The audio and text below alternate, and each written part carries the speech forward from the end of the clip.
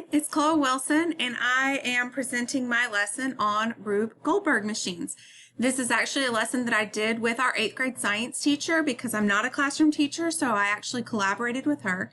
It is a lesson that she has done for years. We just added some digital components to it, and I think we jazzed it up a little bit. So I really enjoyed doing this lesson because I think it fit right in with my job description and right in with where I'm trying to go as a technology coach. So we used some of the things that we've learned in class to jazz up this really cool project that she does anyways. And I think the kids were more engaged, and the technology that we used actually made it a little bit easier for them. So I think it was a great use of technology in the real world and showing her how we could make her lesson even better. All right, so we did Rube Goldberg machines, and if you don't know what they are a combination or an intentionally difficult way of doing a simple task. So you use simple machines like a ramp or a lever or a screw, things like that, to put together, do a couple of different transfers of energy, and accomplish a simple task like flipping on a light or blowing up a balloon or turning a bottle of water into a cup. It's just needlessly complicated, but it does teach the kids about simple machines and transfers of energy, which are two of the major 8th grade standards.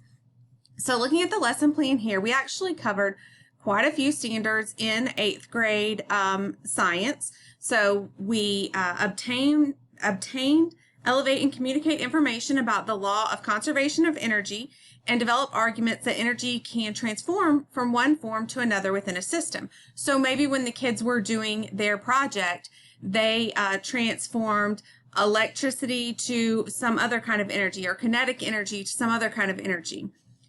And then obtain, evaluate, and communicate information about cause and effect relationships between force, mass, and motion of objects. So for example, when kids set up their dominoes and something ran into the dominoes, that force caused the dominoes to keep falling, so that ripple effect. So that's really what we were going for here, and I think we accomplished that. Tons of net standards. So some in the knowledge constructor, so they built knowledge by working on these real world problems. They designed the process, they designed the commercial, they had to, when they were designing their machines, they had to test and retest and try it different ways and make small adjustments. And they also did some standards in the creative communicator section, because they had to then make a commercial selling their product, their Rube Goldberg machine. So they had to do an infomercial style commercial to sell their machine, their simple machine.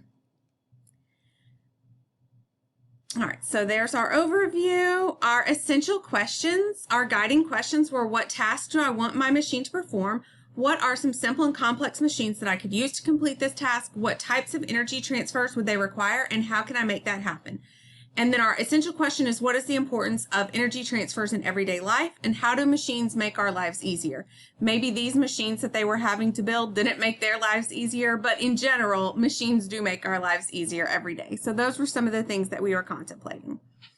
For our assessment, we had a rubric, so let me show you that, and it is right here. So this was a rubric that the teacher had actually used before, so I didn't want to change that up too much. I was already kind of pushing her. I actually think she's retiring next year, so I was really pushing her past her comfort limit in her last year of teaching. So I didn't want to go too far. So we used her rubric and we just digitalized it. It was an old piece of paper that she had used over and over. And what I would probably really do would be to do this in a Google form. That way I could quickly just go down and click the scores as the kids were doing their presentations, and then it would all save in a spreadsheet for me. So that's what I would do. But again, I was working with another teacher, so we had to do what she wanted to do, what would make her use technology at all. And then the other thing, I'll just go ahead and show it now, is their planning device, or their planning form. So again, these were forms that she used. We made them digital so that we could share them with the kids. So she had 2 different forms. The kids kind of have a choice. They can write out a step-by-step, or they can do this energy transfer worksheet where they say what the simple machine is and then what energy transfer it is. We decided that because I actually scanned this in. This is a picture from her old form. We were going to assign this to the kids in Cami, and Cami will let them annotate on it. We'll let them record audio. It will let them drag in pictures so they could put a picture of their simple machines in here, kind of give us a better idea of what their project's going to look like. And then the teacher would sign off on this. She actually really liked being able to do it this way. Once she kind of got into figuring out how to check it in Google Classroom and that kind of stuff, she liked that the kids had one place to go to work on it. And it wasn't, well, so-and-so is absent and they had the planning sheet, so now we can't do anything. So she really liked that. And then she did like the visual appeal of it too. And it was much neater when they were text boxes instead of kids writing, scribbling all over it. So she actually was pretty impressed by that. And I thought Cami was a great use of technology here. Were I doing this, I would probably put a video with some more explanation on here for the kids. In Cami, you can attach a video instructions to your lesson, or audio, or however you want to do it. So that's what I would do if it were mine. But again, I went with what will my teacher be willing to do? What can I talk her into this year? And if the teacher next year continues this, then I can probably talk a newer teacher into doing a little bit more with it.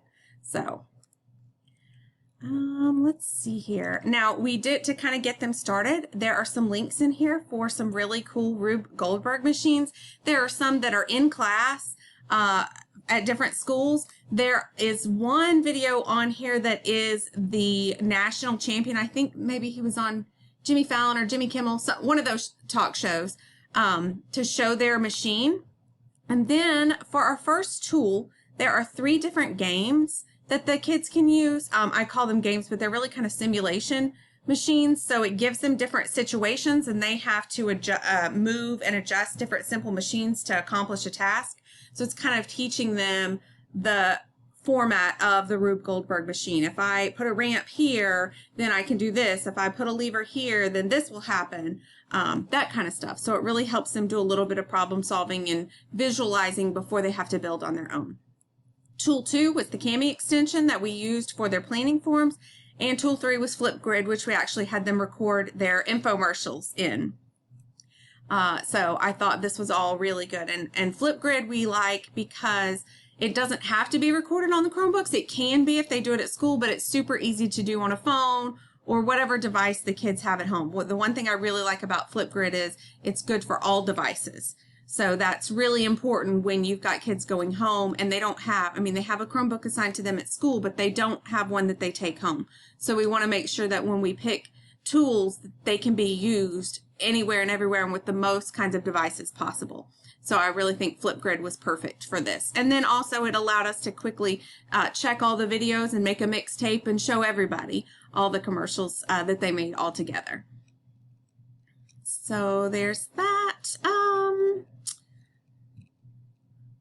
One of the things that I did want to talk about now, of course, all the instructional, directions are listed, but one of the things I did want to talk about was the differentiation, because I think that Cami maybe doesn't get enough credit for the differentiation that it can provide. I really like it because, like I said, I would probably have recorded a video on those planning forms for the kids. That allows you to give extra instruction or embed instruction onto a worksheet or that planning form. So students with disabilities, students who maybe can't hear really well, or students who need that closed captioning on, it can be right there embedded into the worksheet for them. They can watch it as many times as they need to. They can pause it, get done what they need to get done, and then resume play and go about their business. So I really like that bit. Also, it lets the students record audio. It lets the students do text or speech to text. So students who have difficulty with written expression, they can record what they're trying to say into a text box on the document. So that's really, really, really beneficial. Also, you can Zoom and do all those other things that you can, normally do on a computer. So I really think that Kami is fantastic for helping students with, just for differentiating, helping students with different needs. Reflection.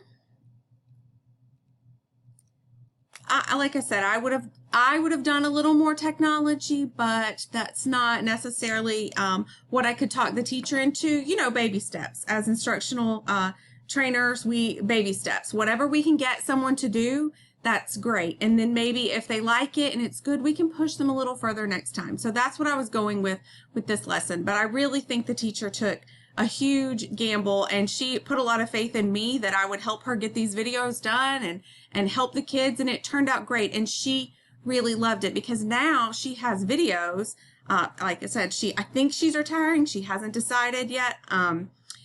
She has videos that she could use next year, or we could keep for whoever the new teacher is next year. So it's so much better than them just putting something together in class or doing it at home, taking a picture of it and then explaining how it worked. So I really, really think this was a great example.